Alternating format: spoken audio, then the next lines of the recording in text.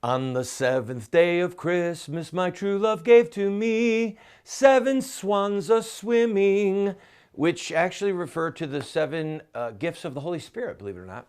12 days of Christmas. Happy 7th day of Christmas, friends. We are finishing the new year with a lot of news, from Trump to Pataki to Hillary to ISIS and much more. I'm Randall Terry. This is Voice of Resistance.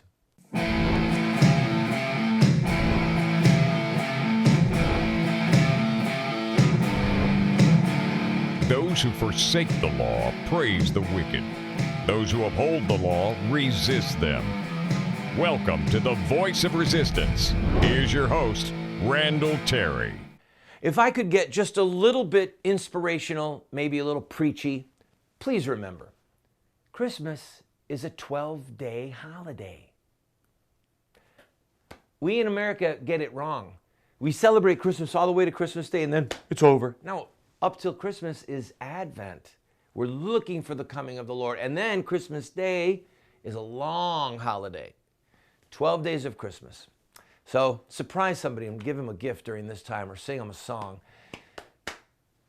End of preaching. All right. Good riddance. George Pataki.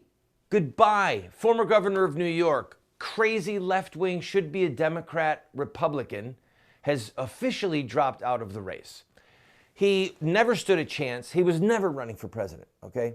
Please understand that. He was running and still is running for a cabinet position. What he would like would be for Donald Trump, if Donald Trump becomes president, or Ted Cruz, if Ted Cruz becomes president, to pick him to fill some cabinet position, maybe over the Securities and Exchange Commission, maybe have a little bit of authority over Wall Street. I don't know. But I do know that he's gone. That means that there's 12 people left, and one by one, they're going to be dropping out quickly as well. And good riddance as well to Lindsey Graham. Hillary is under fire because she did not, on her financial disclosures, she did not put certain speech fees that she received because she said, well, don't make the check out to me, make the check out to the Clinton Foundation. Well, the law specifically states if you do, in fact, make a speech, but don't take the money, you have it diverted anywhere else, you are still required to A, say that you made the speech and what money you got, and B, who did you give the money to? And she, of course, did not do that. Will there be any long-term repercussions for her? Absolutely not, okay? We're dealing with beyond royalty with the Clintons. So maybe not beyond royalty, but she's, except for maybe a few moments of bad press, not going to be a problem. However, what may be a problem is Donald Trump. As you know, Trump is leading in every poll by 20 points, over 20 points in some polls in the Republican field. In various polls between a head-to-head with Trump and Hillary, some polls show Hillary ahead, other polls show Trump ahead. So now, of course, the Republican Party is saying, oh, we can't win with Trump, we can't win with Trump. This is the same thing that they said with Ronald Reagan. So they are to be devoutly ignored. But that aside, if Hillary does end up running against Donald Trump, the Clinton campaign are terrified of Trump. And let me tell you why. The Bushes are friends with the Clintons. Now, I want to repeat that to you. The Bush family are friends with the Clinton family. After Bill Clinton defeated George Bush, the elder, George Bush went into kind of isolation. But over time, Clinton resigned the presidency, and Bush and Clinton started a fund together, and they would travel around the world raising exorbitant sums of money to donate to causes that they felt were worthy. And in the process, they actually became friends. And Jeb and George the Younger became kind of chummy with Bill because they spent so much time together and because Bill spent so much time with his dad. So in the Bush-Clinton, I don't want to say dynasties, but whatever they are, there are unwritten rules that, yeah, we're going to be tough, but we're not going to be rude. We're not going to be unpredictable. We're going to talk about political issues. We're not going to talk about Bill Clinton's sordid sexual past, for example. So Hillary made a fundamental mistake. If you wrestle with the pig, remember, you're going to get dirty, and the pig likes it. Now, I'm not saying that Donald Trump is a pig. I'm saying that she said Donald Trump is sexist, that he mistreats women. And you want to talk about opening a mile-wide chasm for Trump to fire at her, talking about Bill Clinton's past and the fact that Hillary is a part of perpetual cover-ups. So Hillary is terrified of Trump because Trump is not on anyone's chain. He could start to go after Bill Clinton and Hillary Clinton in ways that no other candidate would. And Hillary's not going to come out with a black eye. She's going to come out with lots of black eyes. And like, she will look so disfigured, she just could not become the president.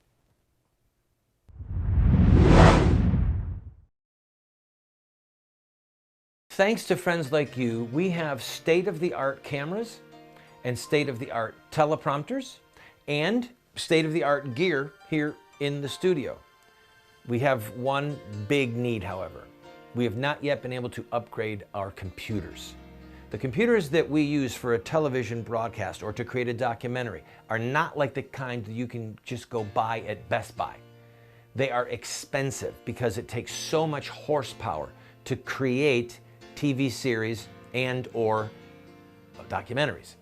So I'm asking you, if you want to see this show grow and you want to see us finish the What Would Mohamed Do series, help us get these computers. 3 computers that we need right now are going to be just shy of $20,000. That's the kind of horsepower that we need. Go to the GoFundMe page you see right there. Watch the pilot for What Would Mohamed Do? And if you like the show, give us a gift.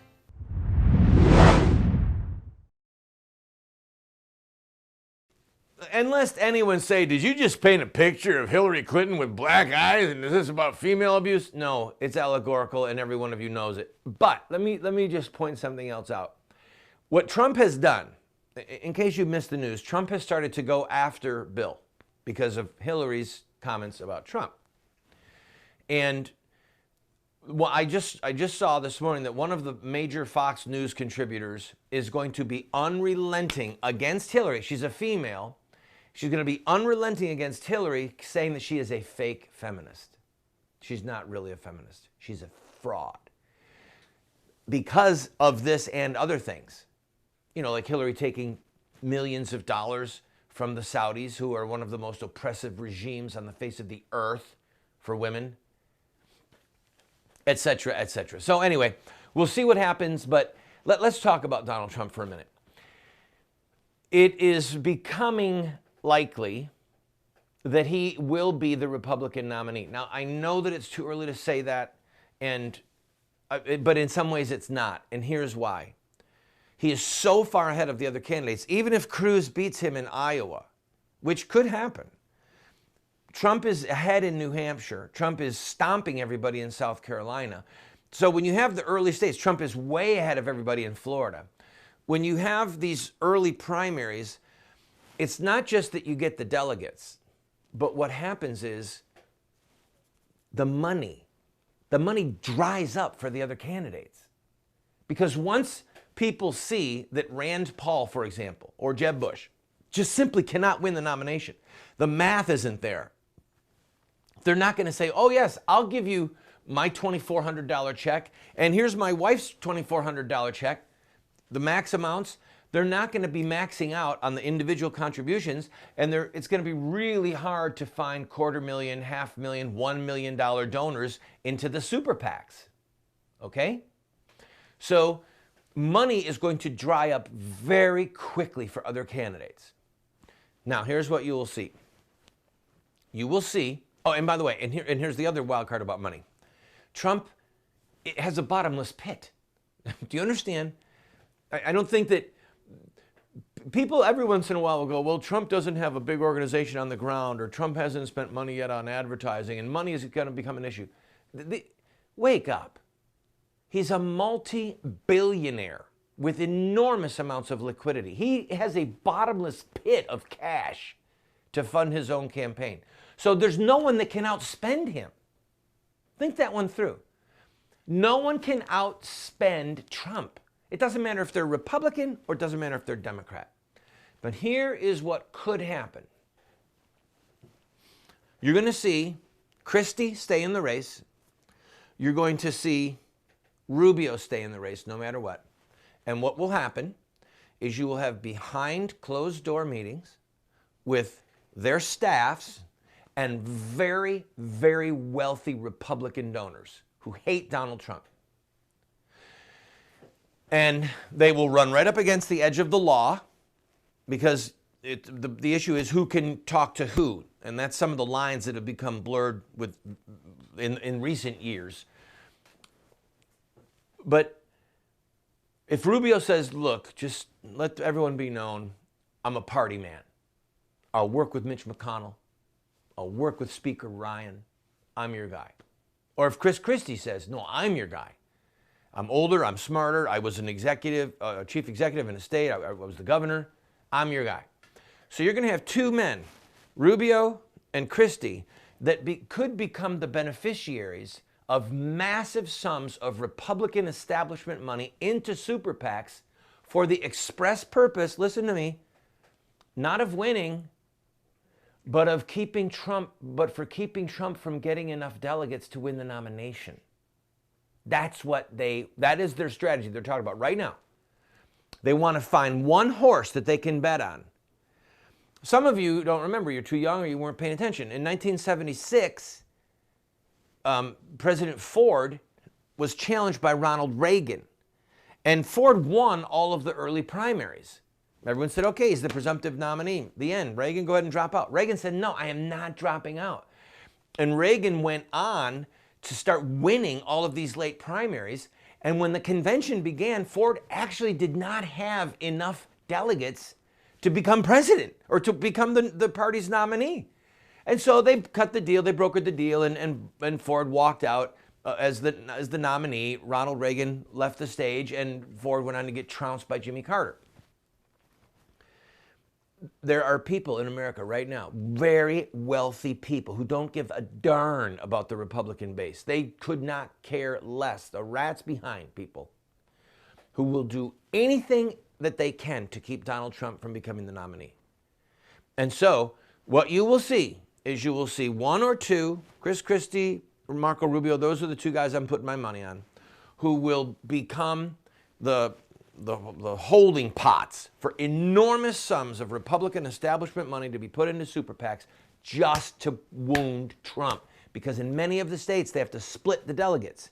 If you win, you don't necessarily get all the delegates. And if they can keep Trump from going into the convention with enough delegates to become president, they will do everything in their power to keep him from becoming the nominee. So that's what phase this campaign is now going into. Mark my words. I'll be right back.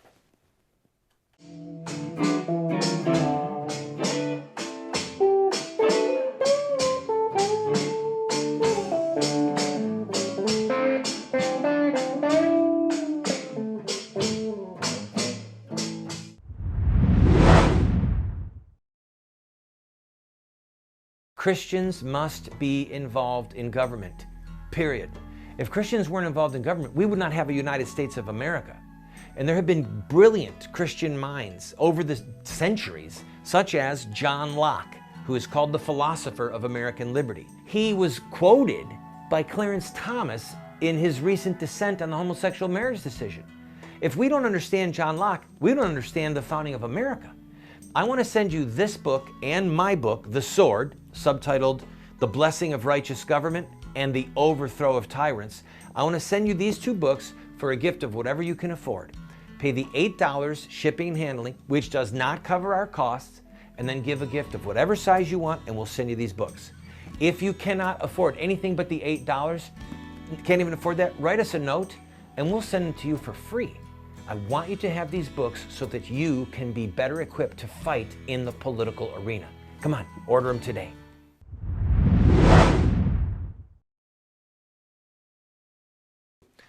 Billy Bob and Bobby Sue and some of the friends of ours in the audience were talking about a brokered convention.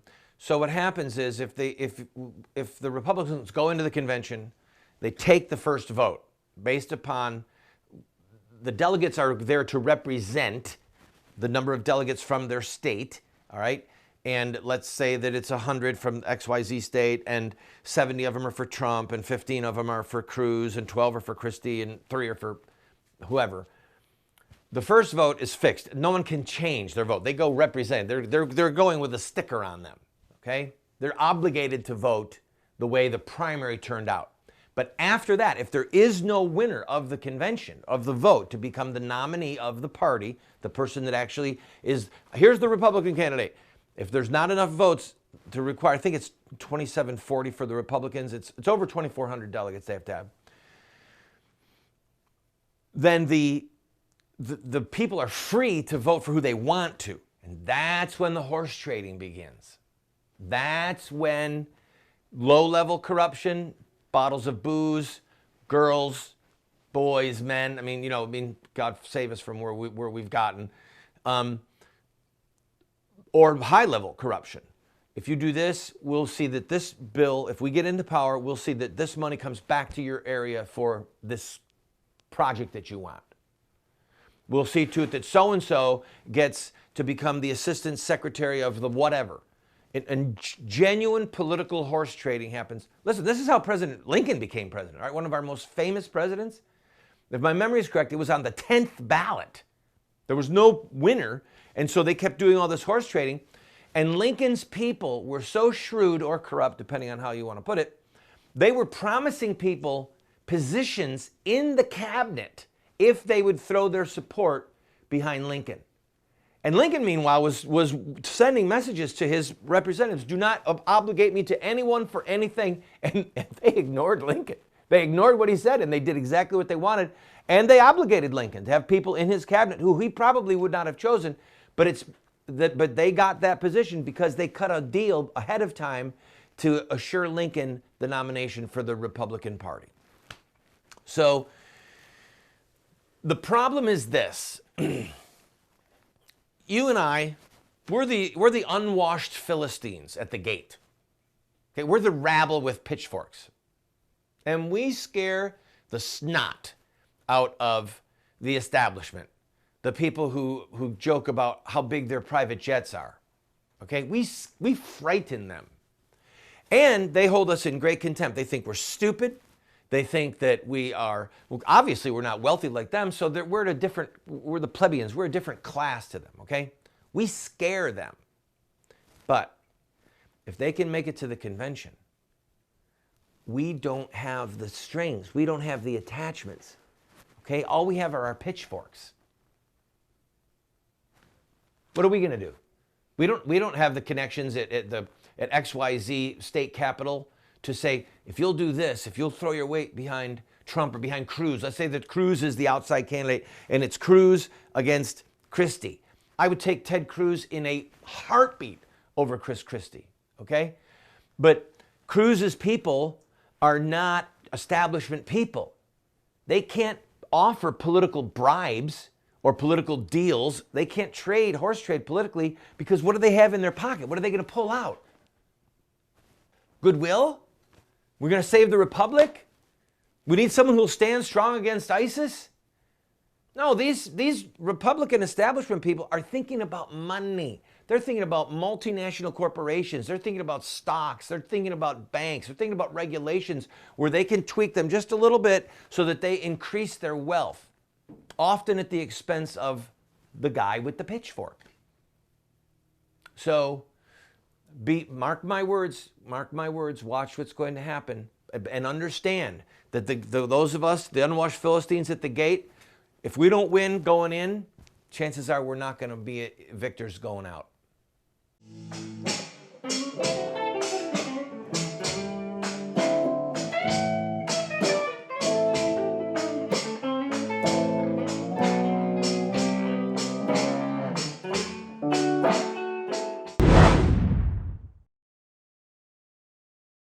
Friend, this TV show represents a mission. It's to be a voice of resistance to the evil in the land, but also to inspire people like you to take a stand at any level that you might be able to equip you, to inspire you, to challenge you, to give you the rhetorical ammunition that you need. But we still have to pay bills. This program, as you know if you're a regular viewer, we don't spend a lot of time raising money. We don't spend a lot of time saying, oh, you need to buy this and we're going to... No, we're bringing you a message, but we still have bills that we need to pay. I'm asking you, if you have been blessed by this show, to please go to our website or send a check to the address you see on the screen or call the phone number that you see on the screen and use your credit card and to give $50 or $100 or $500 just to help us meet our normal expenses. And we'll keep bringing you this hard-hitting show.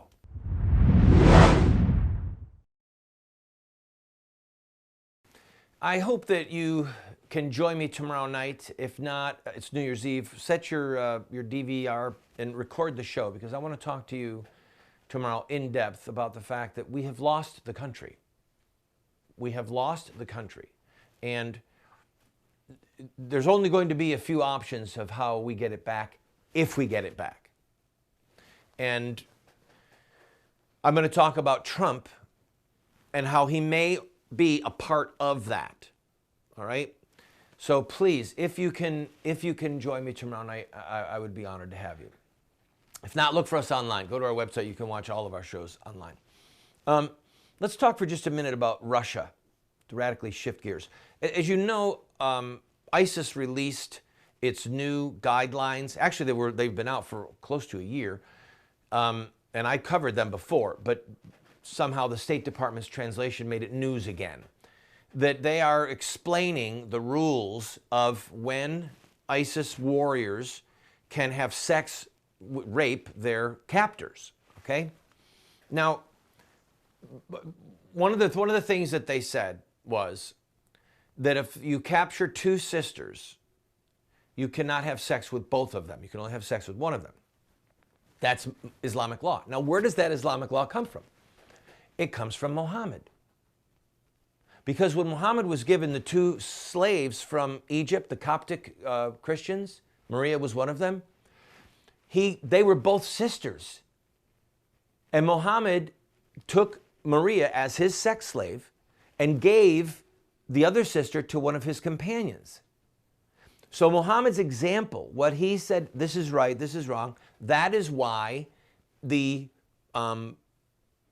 Muslim theologians in ISIS are saying this is what's legal. They're just following Muhammad's example.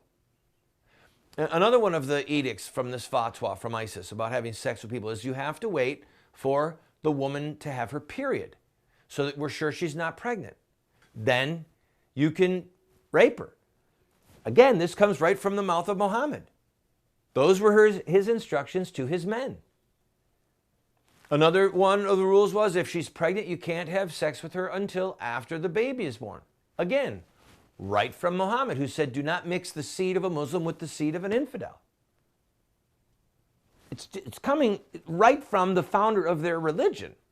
And this is the thing that most media people either just simply don't know because they don't read on it, they're not well read on it, or they're terrified to talk about because the implications are so terrifying to them. You mean ISIS really is following what Mohammed laid out? Yes. Yes. But let's talk about Russia in this closing minute. Chris Christie, bless his heart, said in the last debate, if we need to have a no-fly zone, and if Russia goes in, we shoot down their jets. I'm thinking, are you insane? Thankfully, Rand Paul said, what do you want to start World War III? That notwithstanding, Russia is trying to destroy ISIS. They are bombing them. They are killing people, lots of people, okay? We aren't. We've stepped it up a little bit because of Russia. But people are kind of time frozen in this geopolitical picture of who our friends are and who our adversaries are. They are. They just are. Well, do you remember a country named England? We fought against England in a Revolutionary War. And then again in 1812, we considered them arch enemies. And now they're our best ally in NATO. Okay? Yes, Russia was a part of the Soviet Union, the leader of the Soviet Union. They were political enemies. But things in Russia are not what they were under Stalin, or under Gorbachev for that matter. Okay? And it could be that just as Russia was our ally in World War II to take out Hitler, that Russia is going to be our ally right now to destroy ISIS. And I'll tell you one thing, Putin's got a better will to do it than Obama does. See you tomorrow night.